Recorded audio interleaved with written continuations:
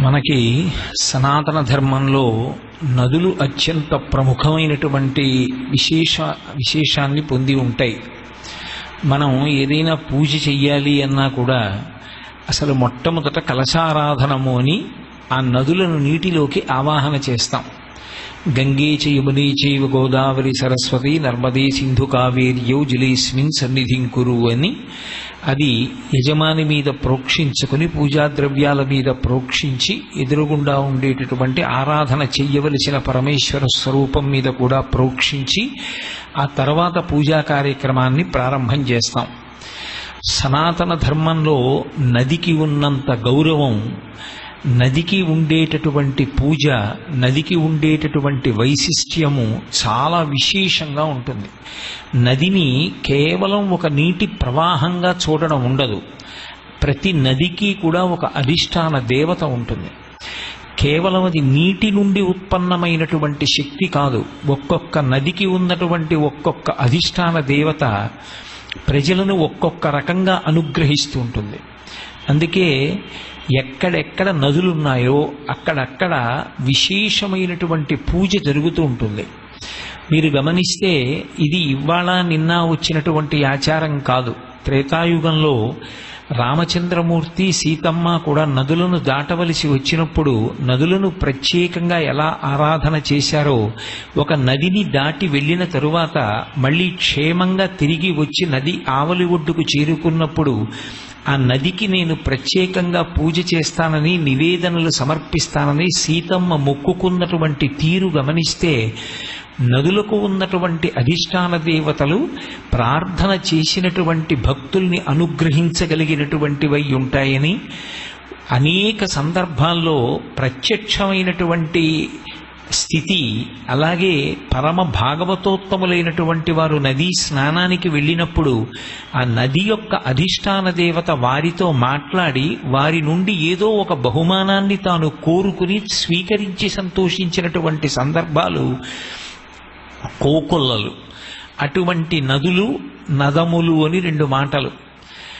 పశ్చిమం నుంచి తూర్పుకి ప్రవహించి తూర్పున ఉన్నటువంటి సముద్రంలో కలిసిపోతే దాన్ని నది అని పిలుస్తారు. పశ్చిమాభిముఖంగా ప్రయాణం చేసి ప్రవహించి పశ్చిమాన ఉన్నటువంటి సముద్రంలో కలిసిపోతే నదము అని పిలుస్తారు. వేదం మనకందరికీ కూడా ప్రమాణవాక్కు. ప్రమాణవాక్కు అంటే వేదం ఏం చెప్పిందో దాన్ని ఆధారంగా చేసుకుని మన జీవితాన్నంతటినీ కూడా మనం చక్కదిద్దుకునేటటువంటి ప్రయత్నం చేస్తాం. మనకి 5 ప్రమాణములు. అందులో మొట్టమొదటిది శృతి, రెండవది స్మృతి, మూడవది పురాణము, నాలుగవది శిష్టాచారము, 5వది అంతరాత్మ. ఇందులో ఈ క్రింది 4 కూడా ఎప్పుడూ వేదంతో విభేదించవు. వేదము ఈశ్వరుని యొక్క ఊపిరి, అపౌరుషేయము. అది ఎవరో మనుష్యుల చేత రచింపబడినది కాదు. పరమేశ్వరుడు ఎంత అనాదియో వేదము కూడా అంతే అనాది. అటువంటి వేదమంత్రాలు సమాధిలో ఉన్నటువంటి ఋషులకు వినపడ్డాయి. వినపడి వారు ఆ మంత్రములను తమ శిష్యులకు స్వరప్రోక్తంగా అప్పజెప్పారు. అందుకే వేదమంత్రాలకి ప్రాణం ఎక్కడుంటుంది అంటే స్వరంలో ఉంటుంది. ఆ ఉదాత్త అనుదాత్త స్వరిత స్వరంతో గురువుగారి శిష్యుల్ని కూర్చోపెట్టుకుని ఆ మంత్రాన్ని చెప్తారు. ఆ స్వరంతో పాటుగా మంత్రం పలకడం నేర్చుకుంటాడు. భగవంతుని యొక్క ఊపిరి అయినటువంటి వేదం ఏదున్నదో ఆ వేదమే ప్రమాణము. మనం ఎలా బ్రతకాలి అన్నదాన్ని నిశ్చయం చేసి చెప్పగలిగినది ఎవరు అంటే వేదం ఒక్కటే. అటువంటి వేదము పరమ ప్రమాణము. అటువంటి ప్రమాణవాక్కైనటువంటి వేదము నది అనేటటువంటి మాటని నిర్వచనం చేసింది. నది అన్న మాట ఎందుకు ఉత్పన్నమైందో, నదులను ఆ పేరుతో ఎందుకు పిలుస్తారో, ప్రవాహానికి నది అని కొన్ని చోట్ల ఎందుకు పేరొచ్చిందో చెప్పింది. చెప్తూ యస్మాత్ నాదం కృతవత్యః తస్మాత్ నదీతి నామధేయం ప్రాప్త అని. ఎక్కడైతే ప్రవాహము తనంత తానుగా ఒక నాదాన్ని, ఒక చప్పుడు చేస్తుందో అది ఎటువంటి చప్పుడు అని అడిగారు. ద్యులోకం నుంచి మొట్టమొదట ప్రారంభమైనటువంటి జలప్రవాహం మేఘమండలంలోకి చేరి మేఘమండలం నుంచి వర్షంగా పడి పెద్ద జలధార ఎత్తు నుంచి కింద పడి రాళ్ల మీద పడినప్పుడు ఎటువంటి ధ్వని వస్తుందో అటువంటి శబ్దాన్ని ఉత్పన్నం చేస్తూ ప్రవహించేటటువంటిది ఏది ఉంటుందో దాన్ని నది అని పిలుస్తారు. అందుకే నది నిశ్శబ్దంగా ప్రవహించదు. నది ఒడ్డును నిలబడి చూస్తే నదీ ప్రవాహానికి ఒక అద్భుతమైనటువంటి నాదం ఉంటుంది. అందుకే నదుల ఒడ్డున కూర్చుని ధ్యానం చేసేటటువంటి ప్రక్రియ వచ్చింది. ఆ నదులు ప్రవహిస్తున్నప్పుడు అందులోంచి వచ్చేటటువంటి నాదముతో మమేకమై ధ్యానము చేయగలిగినటువంటి వాడు కూడా పరమాత్మ యొక్క అనుభవాన్ని సిద్ధింప చేసుకోగలుగుతాడు. అంతటి మహోన్నతమైనటువంటి నాదంతో ప్రవహిస్తుంది కాబట్టి దానికి నది అని పేరు. ఆ నదిలో ప్రవహించేటటువంటి జలము ఏది ఉంటుందో అది 10 గుణములను కలిగి ఉంటుంది అని మనకి వేదం ప్రబోధం చేస్తోంది.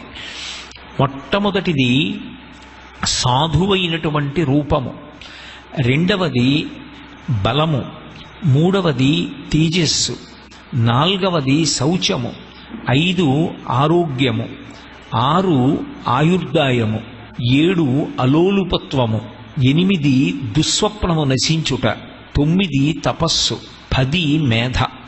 ఈ 10 లక్షణములు ఎక్కడి నుంచి వస్తాయి అంటే నదిలో ప్రవహించేటటువంటి జలములను స్నానమునకు వాడిన అంటే నదీ స్నానం చేసిన, నదులలో ఉండేటటువంటి నీరు త్రాగిన, నదికి నమస్కరించిన, నదిని స్మరించిన అంత పుణ్యము కలుగుతుంది. నదీ జలములు ఈ 10 గుణములను కూడా మనుష్యులకు ఇవ్వగలిగినవై ఉంటాయి. ఇవి ఎక్కడి నుంచి వస్తాయి అంటే సనాతన ధర్మంలో అది కేవలము నీటి నుంచి వచ్చినది కాదు. ఆ నదీ ప్రవాహానికి అధిష్టానంగా ఉన్నటువంటి దేవత అనుగ్రహ శక్తిగా అది ప్రసరిస్తుంది. అందుకే కొన్ని నదుల యొక్క జలాల్ని నోటిలోకి పుచ్చుకుంటే పరమపుణ్యం, కొన్ని నదుల జలాల్ని పుచ్చుకోక్కర్లేదు, తల మీద చల్లుకుంటే చాలు. కొన్ని నదుల యొక్క జలాల్ని అసలు ఏమీ చెయ్యక్కర్లేదు, ఆ ప్రవాహం వంక ఒక్కసారి చూస్తే చాలు. కొన్ని నదుల్ని స్మరిస్తే చాలు. అంత గొప్ప శక్తి నదులకు ఎక్కడి నుంచి వచ్చింది అంటే ఆ నదులు ఈ సృష్టి ప్రారంభంలో చతుర్ముఖ బ్రహ్మగారి ఆజ్ఞ మేరకు ప్రవర్తించడం ప్రారంభించాయి. కొన్ని భగవంతుని యొక్క అనుగ్రహము చేత భగవంతుని నుండి ఉత్పన్నమై ప్రవహించడం మొదలుపెట్టాయి. అందుకే నదులు ఇవ్వగలిగినటువంటి మొట్టమొదటి లక్షణం ఏది అంటే సాధుస్వరూపాన్ని ఇస్తాయి. అందుకే పూర్వం నాగరికత అంతా కూడా జనావాసములన్నీ కూడా ఎక్కడుండేవి అంటే నదీ తీరముల ఎందే ఉండేవి. ఆ నదిలో ప్రతిరోజు మజ్జనం అంటే తల మునిగేటట్టుగా స్నానం చెయ్యడానికి అలవాటు పడినవాడెవరుంటారో అటువంటి వారి యొక్క రూపము సాధుస్వరూపం అవుతుంది. అంటే చూడగానే వ్యగ్రతతో కూడుకున్నటువంటి రూపం కాకుండా ఆంతరమునందు ప్రశాంతత, పైన ముఖంలో కూడా ఆ ప్రశాంతత అభివ్యక్తమవుతూ ఉంటుంది. ఆ కారణం చేత ఆ వ్యక్తితో కలిసి ఉన్న ఆ వ్యక్తి సమాజంలో ప్రవర్తిస్తున్న కారణం చేత అందరికీ శాంతి కలుగుతుంది. అటువంటి సాధురూపాన్ని ఇవ్వగలిగినది ఏది అంటే నది. రెండవది, ప్రతిరోజు నదీ స్నానం చేసేటటువంటి వారికి శరీరమునకు మంచి బలం కలుగుతుంది అని. ఎందుకనంటే చంద్రుడికి సుధాకిరణుడు అని పేరు, హిమకరహ అంటుంటారు శంకరాచార్యుల వారి సౌందర్యలహరిలో.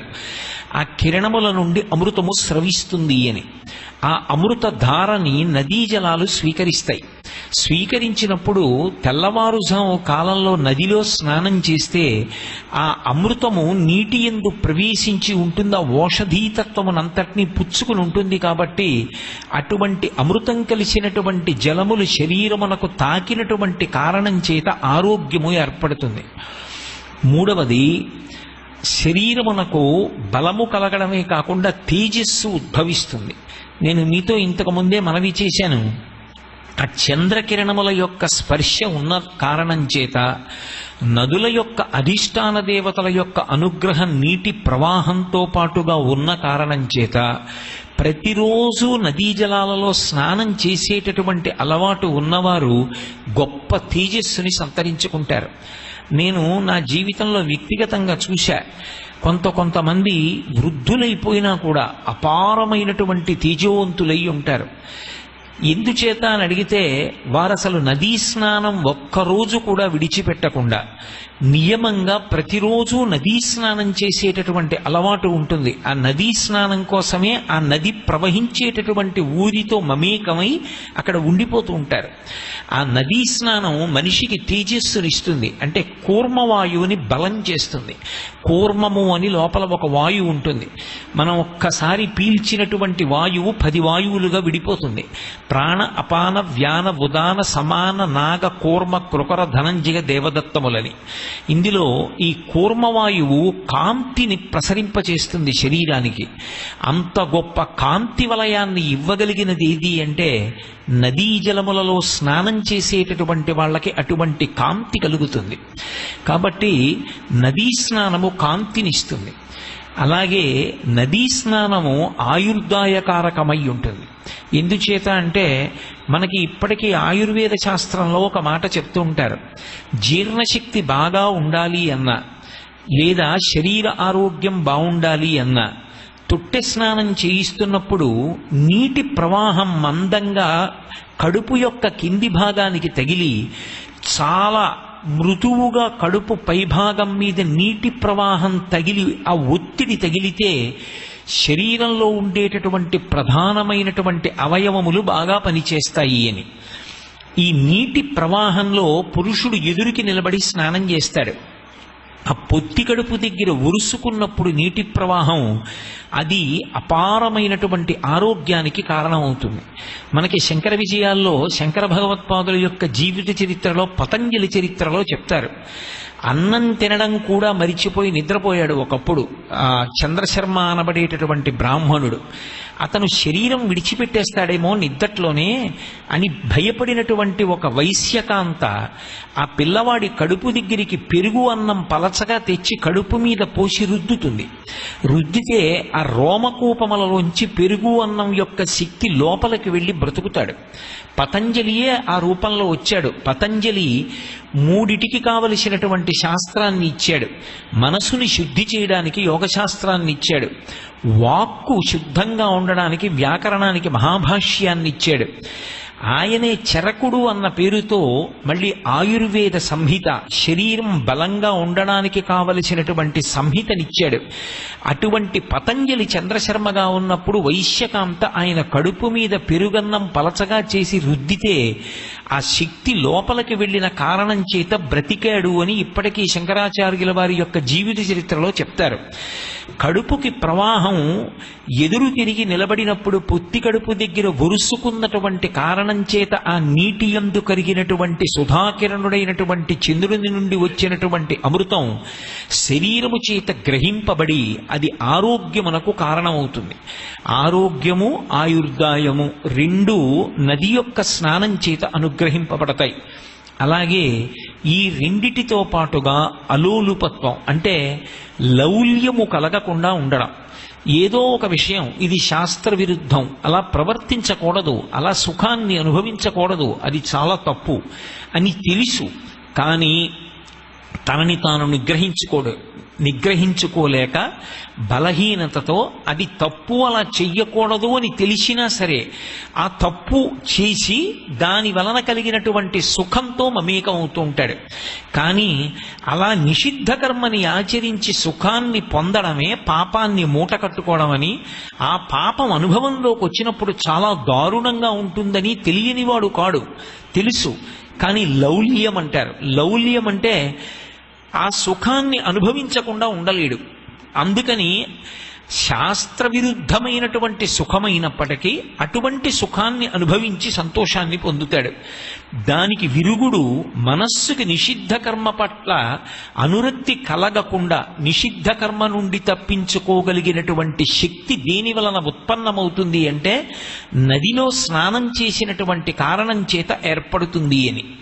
అలాగే దుస్వప్నఘాతంచ, దుస్వప్నాలు కలుగుతాయి ఒక్కొక్కప్పుడు.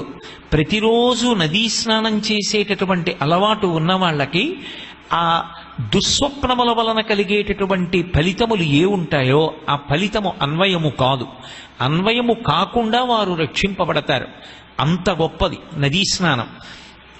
అటువంటి దుస్వప్నమును పోగొట్టడం ఒకటైతే తపశ్శక్తిని ఇస్తుంది. తపశ్శక్తి అంటే మీరు దాన్ని కొంచెం జాగ్రత్తగా అన్వయం చేసుకోవాలి. ఎక్కడికో అరణ్యానికి వెళ్ళిపోయి కూర్చోమ్మని కాదు నా ఉద్దేశ్యం. తపస్సు అన్న మాటకు అర్థం ఏమిటంటే మిగిలినటువంటి అన్ని రకాలైన ఇంద్రియ ఉద్ధతులను పక్కన పెట్టి పరమ ప్రశాంతంగా మనస్సు ఏ వస్తువుని మీరు ఆలంబనంగా ఇచ్చారో ఆ ఆలంబనంగా ఇచ్చినటువంటి వస్తువునందు తదేక దృష్టితో నిలబడి దానితో తాదాత్మ్యత చెంది చిట్ట చివరికి ధ్యానము చేయువాడు, ధ్యానము చేయబడుతున్నది, ధ్యానము అన్న మూడుపోయి ఒక్కటిగా మారిపోగలిగినటువంటి శక్తి దేని నుండి ఉత్పన్నమవుతుంది అంటే నదీ స్నానము వలన కలుగుతుంది. అందుకే ఇది చాలా గొప్ప ప్రక్రియ. తపస్సు అంటే నేను మళ్ళీ చెప్తున్నాను, ఎక్కడికో వెళ్ళి కూర్చోమ్మని కాదు నా ప్రతిపాదన. శృణ్వంతపః అని మనకి శాస్త్రంలో ఒక మాట, వినుట తపస్సు. గురువుగారి దగ్గరికి వెళ్ళి కూర్చున్నాడు, గురువుగారు మాట్లాడుతున్నారు. ఇప్పుడు గురువుగారు మాట్లాడడం ఒక గొప్ప విషయం అయితే ఆ మాట్లాడినటువంటి మాటలలో ఒక్క మాట కూడా అనవసరంగా జారిపోకుండా చెవులు దొప్పలు చేసుకుని పట్టుకుని లోపలికి తీసుకోగలిగినటువంటి ప్రజ్ఞ, దాని యందే మనసు పెట్టి కూర్చోగలిగినటువంటి లక్షణము ఉత్పన్నమైతే అలా ఎంతసేపు కూర్చుని విన్నాడో అంతసేపు తపస్సు చేశాడనే పిలుస్తారు. అందుకే శృణ్వం తపః. ఆవు పాలు పితకడానికి వెళ్ళాడు, గొంతు కూర్చున్నాడు, రెండు మోకాళ్ల మధ్యలో బిందె పెట్టుకున్నాడు, ఆవు యొక్క శిరముల నుండి పాలని స్రవించేటట్టుగా పితుకుతున్నాడు.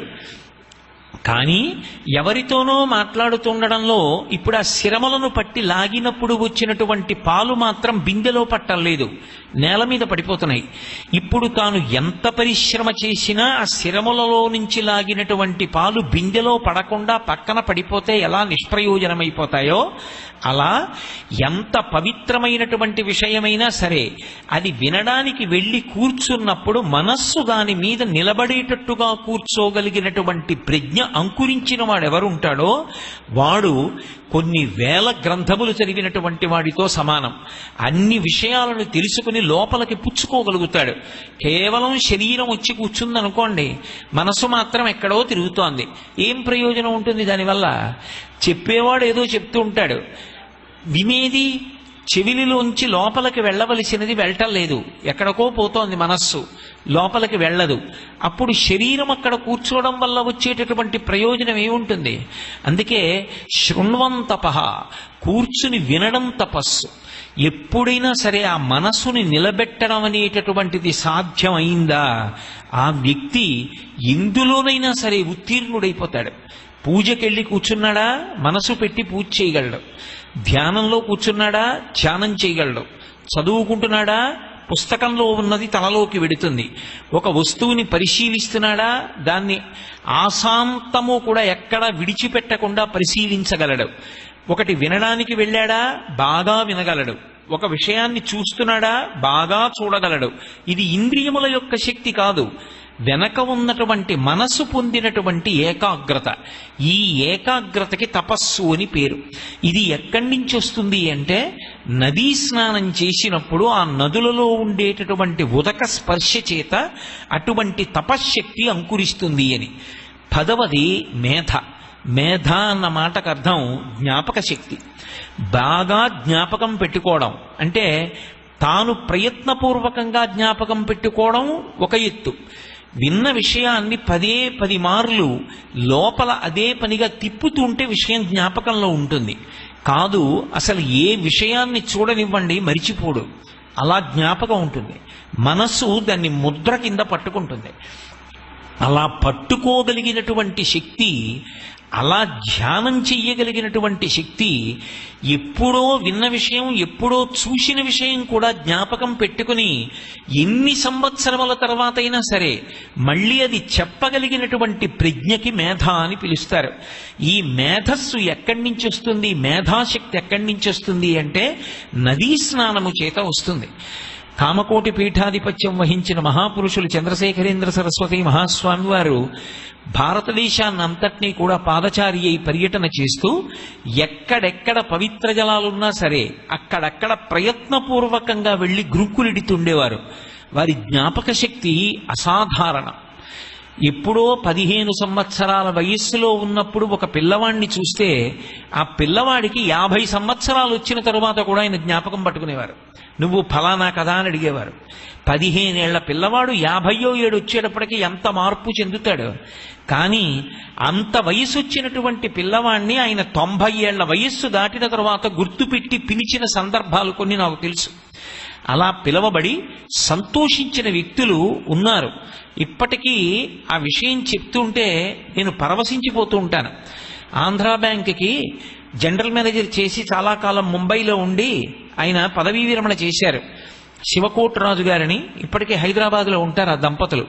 ఆ శివకోటరాజు గారు నాతో చెప్తూ ఉంటారు, చిన్నతనంలో మహాస్వామి వారి దర్శనం చేశానండి. ఆ తరువాత నాకు ఇంచుమించు 50 ఏళ్ళు వచ్చినప్పుడు నేను కామకోటి మఠానికి వెడితే ఎక్కడో దూరంగా కూర్చుని అప్పటికి కళ్ళజోడు పెట్టుకుని చుట్టూ శిష్యులు కూర్చుని దూరం నుంచి ప్రదక్షిణం చేయించేవారు భక్తుల్ని. అంత పెద్దవారైపోయి మిగలముగ్గిన పండులా అయిపోయినప్పుడు కూడా 50 ఏళ్ళు వచ్చినటువంటి రాజుగారిని గుర్తుపట్టి వేలు పెట్టి పిలిచారు. ఎవరినా అనుకున్నారు. ఇలా చూపిస్తే ఈయన్ని పంపించారు. దగ్గరికి వెళ్ళిన తరువాత, నువ్వు ఫలానా వారబ్బాయివి కదూ, మీ నాన్నగారు సన్యసించారు కదూ, మరి మఠానికి వచ్చి వెళ్ళిపోతామే, సన్యసించిన వ్యక్తి కొడుకువి, ఇక్కడ ప్రసాదం తీసుకుని వెళ్ళు భోజనానికి వెళ్ళు అన్నారు. తెల్లబోయారు ఆయన. నేను ముంబై ఉపన్యాసాలకు వెడితే వాళ్ళింట్లోనే ఉండేవాడిని. మహానుభావుడు చంద్రశేఖరేంద్ర సరస్వతి మహాస్వామి వారి జ్ఞాపక శక్తి అటువంటిదండి అంటుండేవారు. ఎప్పుడో కొన్ని దశాబ్దాల క్రితం ఒక్క విషయం చూసినా చదివినా వారు మర్చిపోరు. అంత జ్ఞాపకం పేరుతో కలిపి. ఎక్కడిది అంటే ఆ నదుల యొక్క స్నానము వలన, ఆ నదీ జలముల యొక్క అధిష్టాన దేవతల యొక్క అనుగ్రహం చేత అంత జ్ఞాపక శక్తి కలుగుతుంది. అందుకే మేధ. అలాగే నదీ జలములకు ఒక విశేషం ఉంటుంది.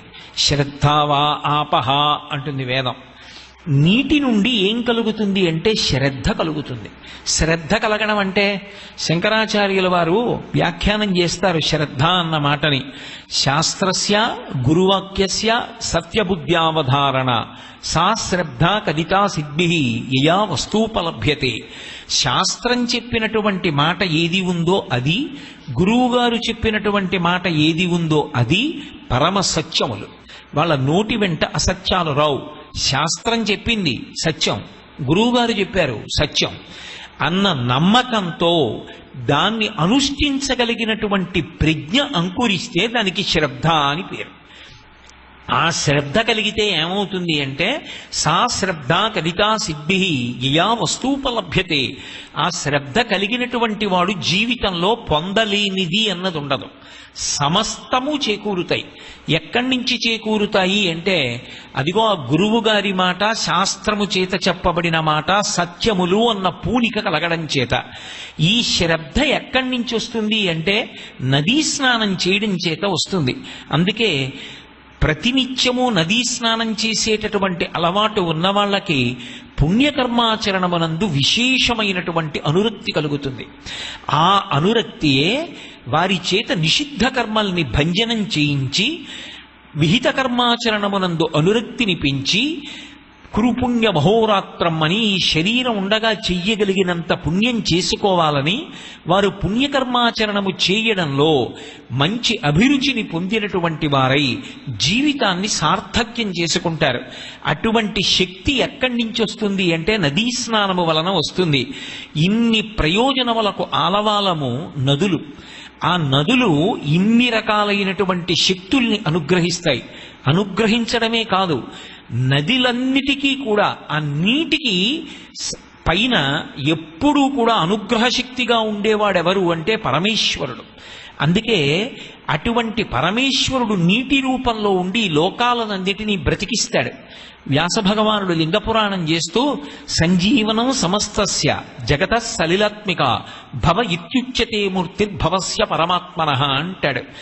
నీటి రూపంలో ఉంటాడు శివుడు, అందుకే ఆయనకి భవ అని పేరు, భవాయ దేవాయ నమః అని. ఆ నీటి రూపంలో ఉండేటటువంటి శివుడు సమస్తమైనటువంటి ప్రాణుల యొక్క ప్రాణములను కాపాడతాడు. అందుకే వేదం నీటిని కీర్తిస్తుంది. ఒక్క నీటికి మాత్రమే ఒక శక్తి ఉంది. శరీరము నుండి ఉద్గమిస్తూ పైకి లేచిపోతున్న ప్రాణాల్ని మళ్ళీ వెనక్కి తెచ్చి శరీరమునందు ఉండేటట్టుగా చెయ్యగలిగినటువంటి శక్తి పంచభూతాల్లో ఎవరికుంది అంటే ఒక్క నీటికే ఉంది. మీరు పృథివీ, తేజో, వాయు, ఆకాశములు ఈ నాలుగింటిలో ఏదీ కూడా ప్రాణము ఉత్క్రమణమైపోయి స్పృహ తప్పిపోయినప్పుడు ఊపిరి తీస్తుండొచ్చు, కానీ ప్రాణములు తమ తమ స్థానముల నుండి పైకి లేచిపోయి ఉద్గమిస్తున్నప్పుడు వాటిని వెనక్కి తేగలిగిన శక్తి ఎవరికి ఉంటుంది అంటే ఒక్క నీటికే ఉంటుంది. అందుకే స్పృహ తప్పి పడిపోయిన వాడికి నిప్పు తగల్చండి, యాపిల్ పండు చేతిలో పెట్టండి అనరు, నీళ్లు చల్లుతారు ముఖం మీద. నీళ్లు చల్లి కాసిన నీళ్లు తాగిస్తే వెంటనే స్వస్థత పొంది లేచి నిలబడతాడు. నీరు ప్రాణములను వెనక్కి తేగలిగినదై ఉంటుంది. మూర్ఛ నుంచి మనిషిని పైకి లేచేటట్టుగా చేస్తుంది. ఇన్ని శక్తులు నీటి యందు ఉన్నాయి కాబట్టే ఆ నీటిని అమృతము అని పిలుస్తారు. ఈ లోకంలో ప్రవహించేటటువంటి అమృతం ఏది అంటే నీరే. ఆ ప్రవాహ స్వరూపమే నది. ఆ నదులు మామూలుగా ఏదో సాధారణంగా ప్రవహించేటటువంటి స్వరూపాలుగా సనాతన ధర్మం చెప్పలేదు. పరమ సత్యమేమి అంటే ఆ నదులకు సనాతన ధర్మానికి అంత గొప్ప సంబంధం ఉంది. ఎంతకాలము నదులు గౌరవింపబడతాయో, ఎంతకాలము నదీ తీరములలో సనాతన ధర్మ సంబంధమైన కార్యక్రమాలు నడుస్తూ ఉంటాయో, ఎంతకాలము నది పట్ల మనం మర్యాద పాటిస్తామో, ఎంతకాలం నది పట్ల మనం గౌరవాన్ని ప్రకటనం చేస్తామో అంతకాలము కూడా నదులు లోకాన్నంతటినీ అనుగ్రహిస్తూ ఉంటాయి. అటువంటి శక్తులు కలిగినటువంటివి నదులు. ఏదో సాధారణమైనటువంటి ప్రవాహం కాదు. అందులో చాలా గొప్పదిగా కీర్తింపబడేటటువంటి నది గంగా నది. ఎన్నో నదులు ఉన్నాయి. ఏ నదికి ఆ నదే చాలా విశిష్టమైనటువంటి నది. ఒక్కొక్క నది రావడానికి ఒక్కొక్క కారణం ఉంది. ఏ కారణము లేకుండా ఏదో బుగ్గగా పుట్టి ప్రవహించాయని నీటి గురించి చెప్పలేదు.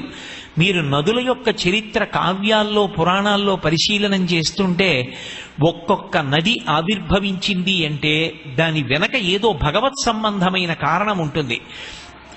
ఆ కారణం చేత ఆ నది ఉద్భవించి లోకాన్నంతటినీ కూడా తరింపచేస్తూ ఉంటుంది.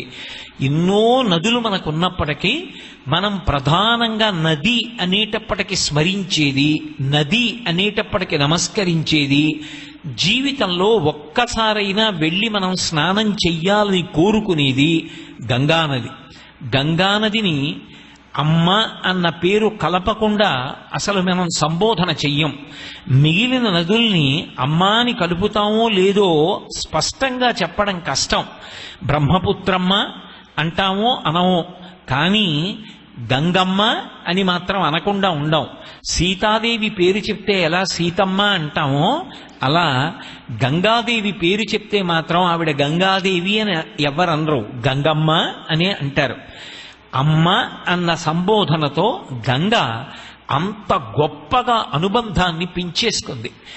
భారతీయుల యొక్క జీవితాలలో మమేకమైపోయింది.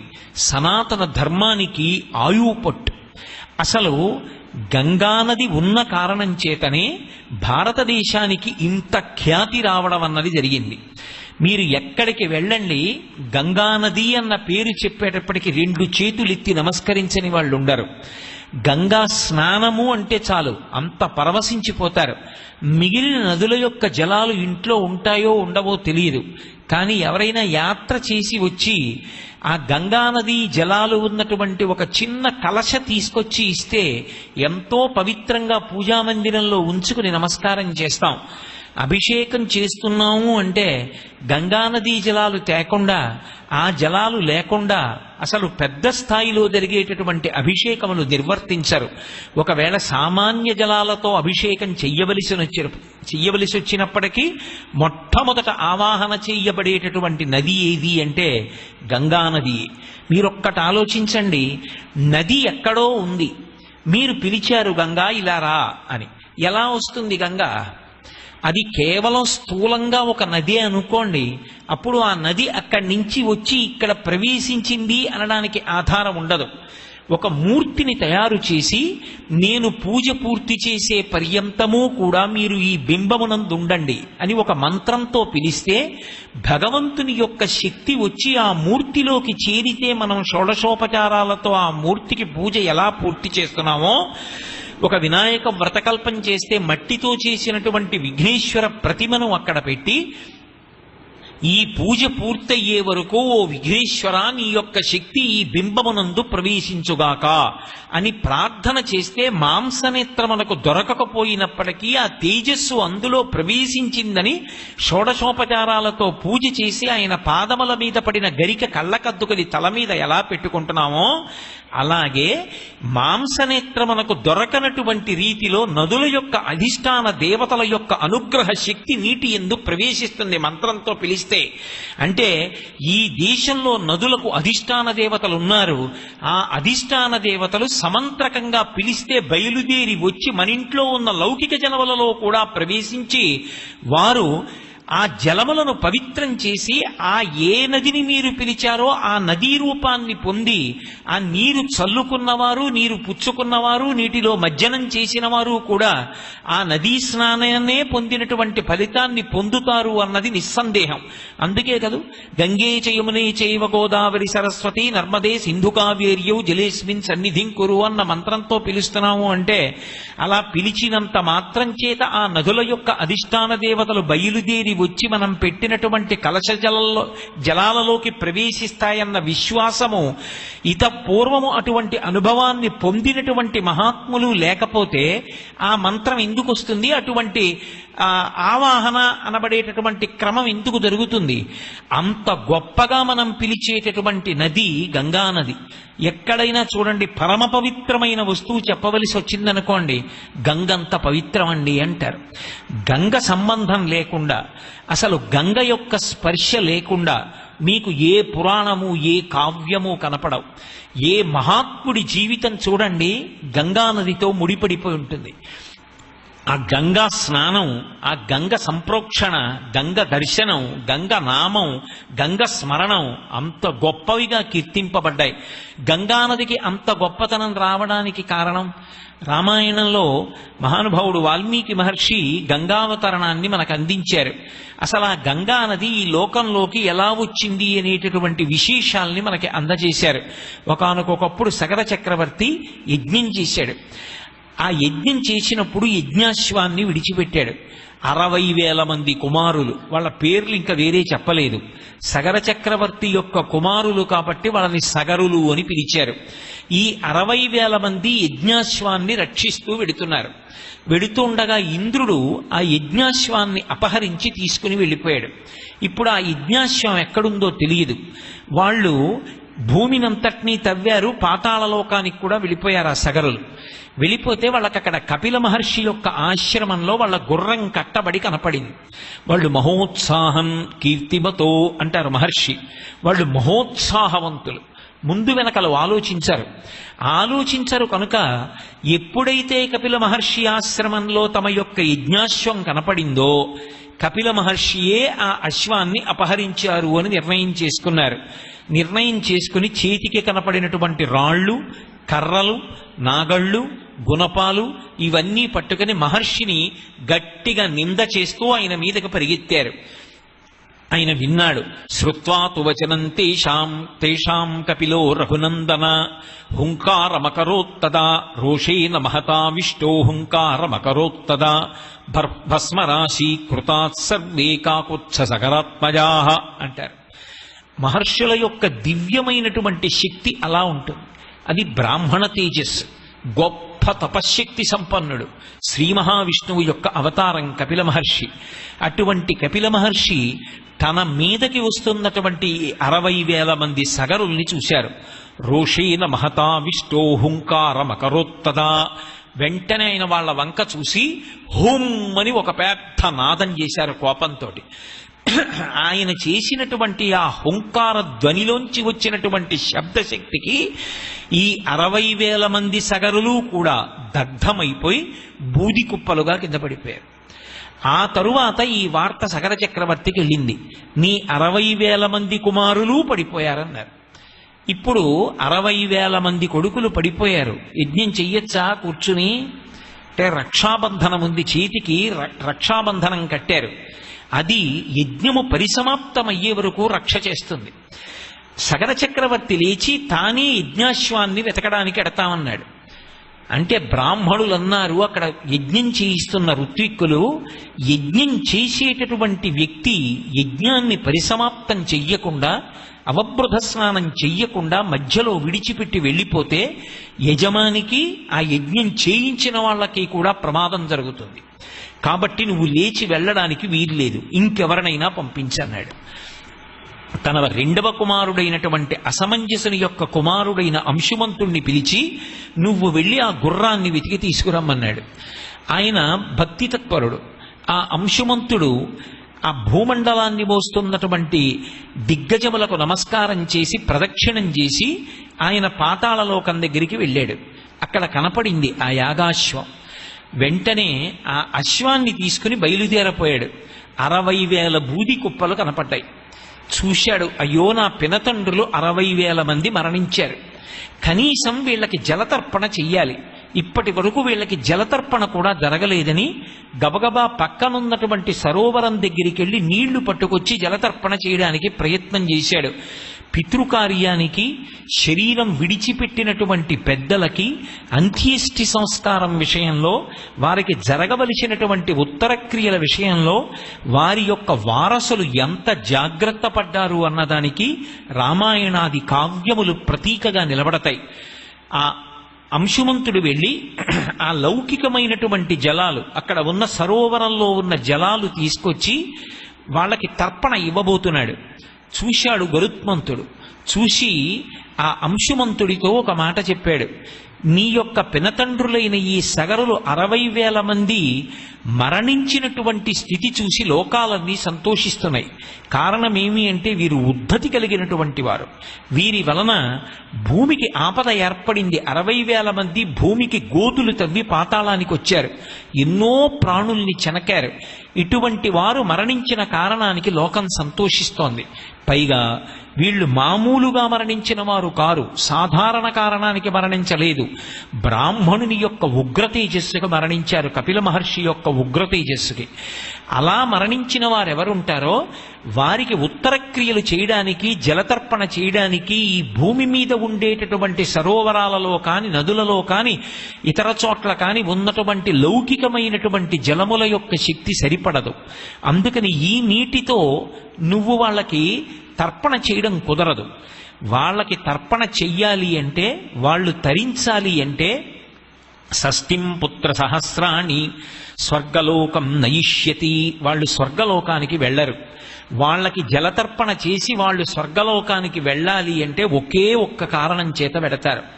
హిమవంతుని యొక్క పెద్ద కుమార్తె అయినటువంటి ఆకాశగంగని దేవతలు అడిగారు, నువ్వు వచ్చి స్వర్గలోకంలో ప్రవహించు అని. హిమవంతుడు తన పెద్ద కుమార్తెని దేవతలకు ఇచ్చాడు. దేవతలు ఆకాశంలో స్వర్గలోకంలోకి తీసుకెళ్లారు. ఇప్పుడు ఆమె స్వర్గలోకంలో ప్రవహిస్తోంది. అదిగో ఆ వెళ్ళినటువంటి ఆ స్వర్గలోకంలో ఉన్నటువంటి గంగానది ఉందే, ఆవిడికి కొన్ని ప్రత్యేకమైనటువంటి శక్తులున్నాయి. శైలేంద్రం వరయామాసు గంగాం త్రిపథగాం నదీం అన్నాడు గరుత్మంతుడు. ఒక్క మాట వేసి విడిచిపెట్టలేదు.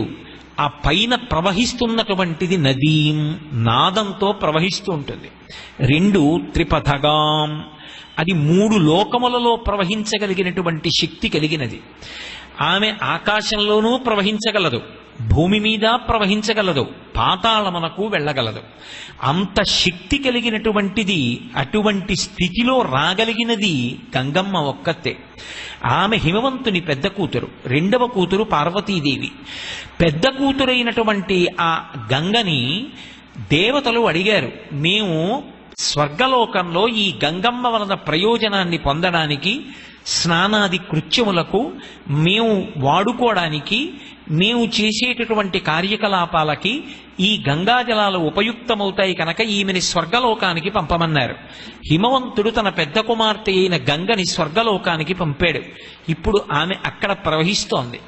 ఆ గంగని తీసుకురావాలి, ఆమె భూమి మీదకి రావాలి, భూమి మించి పాతాళానికి వెళ్ళాలి. పాతాళానికి వెళ్ళి నీ యొక్క పినతండ్రులైన ఈ 60,000 మంది బూది కుప్పల మించి ప్రవహించాలి. ప్రవహిస్తే వీళ్ళు ఎటువంటి ఉగ్రతేజస్సు చేత మరణించారో ఆ పాపము శమిస్తుంది. అప్పుడు జలతర్పణ జరగాలి. అప్పుడు వీళ్ళు ఊర్ధ్వలోకవాసం చేస్తారు, స్వర్గలోకానికి వెడతారు. అప్పటి వరకు మీ ఇక్ష్వాకు వంశంలో ఈ 60,000 మంది సగరులు ఉత్తమగతులు లేకుండా ఇలాగే పడు ఉంటారు. కాబట్టి లౌకిక జనములతో తర్పణములు చెయ్యవద్దు అన్నాడు. వెంటనే విన్నాడు అంశుమంతుడు.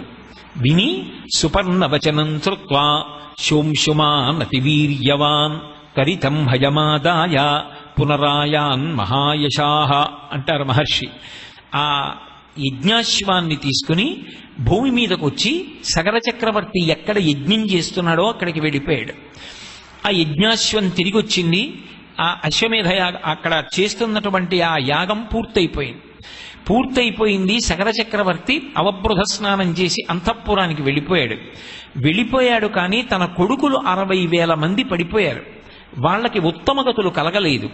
వాళ్ళకి జలతర్పణ చేయడానికి ఆకాశగంగని తేవాలి. ఎలా? చాలా కాలం ఆలోచించి ఆఖరికి ఇక ఆకాశగంగని భూమి మీదకి తీసుకొచ్చేటటువంటి అవకాశము కనుగొనలేక శరీరం విడిచిపెట్టేశాడు. సగర చక్రవర్తి శరీరం విడిచిపెట్టేసిన తరువాత అంశుమంతుడు రాజయ్యాడు. అంశుమంతుడు కొన్ని వేల సంవత్సరములు పరిపాలన చేశాడు. పరిపాలన చేసిన ఇన్ని వేల సంవత్సరాలలోనూ తన పినతండ్రులకి ఉత్తమగతులు కలగలేదు అని బెంగపెట్టుకుని ఆకాశగంగని భూమి మీదకి ఎలా తీసుకురావాలో అర్థం కాక బెంగపెట్టుకుని చిట్ట చివరికి ఆయన యొక్క జీవితకాలం పూర్తయిపోయింది. ఆయన కూడా శరీరాన్ని విడిచిపెట్టేశాడు. ఆయన తర్వాత దిలీపుడు వచ్చాడు. దిలీపుడు రాజ్యం చేసినంత కాలము కూడా తన ఆ ప్రపితామహుల్ని ఎలా ఉత్తమగతులకు పంపించాలి అని చెప్పి ఆలోచన చేశాడు. ఆకాశగంగని భూమి మీదకి తీసుకొచ్చేటటువంటి మార్గం కనపడక చిట్ట చివరికి దిలీపుని యొక్క జీవితకాలం కూడా పరిసమాప్తమైపోయింది. ఆ తర్వాత భగీరథుడు వచ్చాడు. భగీరథుడు వచ్చి ఎప్పుడో మా వంశంలో 3 తరాలు 4 తరాల ముందు వెళ్ళిపోయారు, నేనెక్కడ పట్టించుకుంటాననలేదు. రాజ్యాభిషేకం పొందిన తరువాత ఎలాగైనా మా వంశంలో ఇంతకు ముందు పడిపోయినటువంటి మా ప్రపితామహులైనటువంటి వారిని తరింపచేస్తాను నేనని ఆకాశగంగని తీసుకురావడం కోసమని గోకర్ణ క్షేత్రానికి వెళ్ళాడు. వెళ్ళి భయంకరమైనటువంటి తపస్సు చేశాడు. ఊర్ధ్వబాహు పంచతపః మాసాహారో జితేంద్రియ తస్య వర్ష సహస్రాణి ఘోరే తపసి తిష్ఠితః అంటారు మహర్షి. ఊర్ధ్వబాహు 1 రోజు 2 ఏళ్లు కాదు, 1000 సంవత్సరములు గోకర్ణ క్షేత్రంలో 2 చేతులు ఎత్తి అలాగే ఉంచాడు. ఊర్ధ్వబాహు పంచతపః. పంచతపః అంటే 4 వైపులా అగ్నిహోత్రం ఉంచుకుని కళ్ళు ఇలాగే సూర్యుడి వైపు చూస్తూ పెట్టి ఉంచుతారు. ఏదో కళ్ళు తెరిచి సూర్యుణ్ణి చూడడం కాదు, అలా కళ్ళు తెరిచి సూర్యుణ్ణి చూస్తూ 4 పక్కల అగ్నిహోత్రం పెట్టుకుంటే శరీరం తపించిపోతుంది. అంత తపించిపోతూ మనసుని భగవంతుని యొక్క పాదముల యందు ఉంచుతారు. ఉంచి ఈశ్వర దర్శనం కోసమని తపిస్తారు. అలా ఊర్ధ్వబాహు పంచతపః మాసాహారో, నెలకి ఒక్కసారి మాత్రమే పట్టెడన్నం తినేవాడు. మాసాహారో జితేంద్రియ, ఇంద్రియములన్నిటినీ కూడా నిగ్రహించాడు. ఏ ఇంద్రియము బహిర్ముఖమై ఎవరూ సుఖాన్ని అపేక్షించడానికి వీల్లేదు. అంతగా ఇంద్రియములను అరికట్టాడు, వాటి యొక్క ఉద్ధతిని, వాటిని అంతర్ముఖం చేశాడు. మాసాహారో జితేంద్రియ తర్స్య వర్ష సహస్రాణి ఘోరే తపసి తిష్ఠితః. అందుకే ఇప్పటికీ భగీరథ ప్రయత్నం చేశాడండి అంటారు. భగీరథ ప్రయత్నం అంటే అంత సామాన్యమైన విషయం కాదు. కామకోటి పీఠాధిపత్యం వహించిన మహాపురుషులు చంద్రశేఖరేంద్ర సరస్వతి మహాస్వామి వారికి ఒకప్పుడు 104 జ్వరం వస్తే ఎండలోకి వెళ్ళకూడదన్నారు. అంటే ఆయన నా పీఠం బయట వేయండని మంచి మధ్యాహ్నం వేళ ఎండలో కూర్చుని కాసేపు సూర్యనారాయణ మూర్తి వంక చూస్తూ జపం చేశారు ప్రణవం. అదేమిటండి, అసలే 104 జ్వరం, బయటికి ఎండలోకి వెళ్ళకూడదని వైద్యులు చెప్తుంటే మిట్ట మధ్యాహ్నం వేళ పీఠం బయటే ఇంచు కూర్చుని వీరేమో సూర్యుడిని చూశారన్నారు. 4 వైపుల అగ్నిహోత్రం ఉంచుకుంటే ఒళ్ళు కాలిపోతుంది. అలా అక్కర్లేకుండానే 104 జ్వరం వచ్చి ఒళ్ళు కాలుతోంది. ఇప్పుడు నేను సూర్యుడి వంక చూస్తూ కొంతసేపు ప్రణవం చేస్తే పంచాగ్నిహోత్ర తపస్సు చేసిన ఫలితం వస్తుంది, మళ్ళీ ఈ కృప కలగద్దు శరీరానికి అన్నారు. మహాత్ములైన వారికి ఏదొచ్చినా అలాగే ఆలోచన చేస్తారు. అంత గొప్పగా ఆ భగీరథుడు తపస్సు చేశాడు. తపస్సు చేస్తే 1000 సంవత్సరముల తరువాత దేవతాగణములతో కలిసి హంసవాహనారూఢుడై చతుర్ముఖ బ్రహ్మగారు వచ్చారు. వచ్చి ప్రత్యక్షమై ఏం కావాలని అడిగారు. అడిగితే ఆయన 2 వరాలు అడిగాడు. మా ఇక్ష్వాకు వంశంలో సంతతి కలగకపోవడం అనేటటువంటి ప్రమాదము ఉండకూడదు. ఆచంద్రతారార్కము మా వంశం అలాగే కొనసాగాలి. పిల్లలు లేక ఇబ్బంది పడడము అనేటటువంటి మాట మా వంశానికి కలగకూడదు. నిజంగా తన వంశం గురించి, తన వంశాభివృద్ధి గురించి పరితపించడం అంటే పెద్దల యొక్క స్థితి అలా ఉంటుంది. కాబట్టి నా వంశము అలా కొనసాగాలి. మొదటి వరం అది ఇవ్వండి. 2వ వరం, మా ప్రపితామహులు సగరులు 60,000 మంది కపిల మహర్షి యొక్క కోపాగ్ని చేత దగ్ధమై పాతాళలోకంలో పడిపోయారు బూది కుప్పలుగా. ఆకాశగంగని విడిచిపెట్టండి. ఆ గంగ భూమి మీద పడితే నేను పాతాళంలో మా ప్రపితామహుల యొక్క బూది కుప్పలు ఎక్కడ ఉన్నాయో అక్కడికి తీసుకుని వెడతాను. వాటి మించి గంగ ప్రవహిస్తే మా ప్రపితామహులందరూ కూడా ధన్యులవుతారు, స్వర్గలోకవాసం చేస్తారు. బ్రహ్మగారు అన్నారు, నాయనా చాలా గొప్ప వరాలు అడిగావు. నీ గురించి కాదు, రెండిటిలో ఒకటి వంశము భవిష్యత్తులో కూడా ఉండాలని, ఒకటి నీ పూర్వీకులు తరించాలని. మధ్యలో కేంద్రంగా నువ్వు ఉన్నావు. ముందు వాళ్ళని రక్షించే ప్రయత్నం చేశావు, వెనక వాళ్ళని రక్షించే ప్రయత్నం చేశావు. నీ కొరకని నువ్వు కోరుకున్నది ఏముంది అందులో? అది త్యాగమయమైన జీవితం. దానికి బ్రహ్మగారు ఎంతో సంతోషించారు. మొదటి వరాన్ని నేను తీరుస్తాను. మీ ఇక్ష్వాకు వంశానికి సంతానం లేకపోవడం అనేటటువంటి ఉపద్రవం అంకురించదు, సంతానం కలుగుతుంది. కాబట్టి మీ వంశము విచ్ఛిన్నమవడము అనేటటువంటిది ఉండదు. కానీ 2వ వరం అడిగావు, ఆకాశగంగ పాతాళలోకానికి రావాలి అన్నావు. అది నా చేతిలో లేదు. ఎందుచేత అంటే ఆకాశంలోంచి గంగ భూమి మీద పడితే ఈ భూమికి తట్టుకోగలిగిన శక్తి లేదు. గంగాయా పతనం రాజన్ పృథివీన సహిష్యతి తాం వై ధారయితుం వీరనాంద్యం పశ్యామి శూలినః. ఆ ఆకాశగంగ పైనుంచి వచ్చి భూమి మీద పడితే ఈ భూమి అంతా కూడా కంపించిపోతుంది. ఆ వరవడిని తట్టుకోలేదు. అందుకే మధ్యలో ఒకరు ఉండి గంగని పట్టుకోవాలి. అలా పట్టుకోగలిగిన వాడు నాకు తెలిసి ఉన్నంత వరకు ఎవ్వడూ లేడు, ఒక్కడే ఉన్నాడు. వీరనాన్యం పశ్యామి శూలినః. ఆ త్రిశూలం పట్టుకుని ఉండేటటువంటి పరమశివుడు ఉన్నాడే, ఆయన ఒక్కడే పట్టుకోవాలి. శివాయచ శివతరాయచ అంటుంది అష్టమానువాకం. మంగళప్రదుడు, పరమమంగళప్రదుడు శివుడు, పరమశివుడు. ఇతరులను అనుగ్రహించడం అంటే అంత సంతోషం ఆయనకి. అందుకని ఆయన ఒక్కడే పట్టగలడు, ఆయనకే శక్తి ఉంది. ఆయన్ని ప్రార్థన చేయి. అదే గోకర్ణ క్షేత్రంలో బ్రహ్మగారు అంతర్ధానం అయిపోయిన తరువాత కాలి బొటనవేలి చివరి భాగం మీద శరీరాన్ని నిలబెట్టి ఒక కాలు తెచ్చి మోకాలు దగ్గర ఉంచాడు. ఈ తపో భంగిమలు అంత తేలికైనవి కావు. అలా నిలబడగలిగితే, అలా జపం చెయ్యగలిగితే అవి చాలా త్వరగా సిద్ధిస్తాయి. అందుకొచ్చాయి ఆ మూర్తులు. మీరిప్పటికీ కాంచీపురం వెడితే కామాక్షి దేవాలయంలోకి వెడుతుంటే అపూర్వమైనటువంటి శంకరాచార్యుల వారి మూర్తి ఒకటి ఉంటుంది. ఎడంవైపు స్తంభం దగ్గర ఒక పాదం కింద పెట్టి ఉంటుంది, ఒక పాదం ఇలా ఊర్ధ్వతాండవం అని పరమశివుడు చేస్తాడే అలా పైకి పెట్టి ఉంటారు. అలాగే మహాస్వామి వారు చేస్తుండేవారు జపం.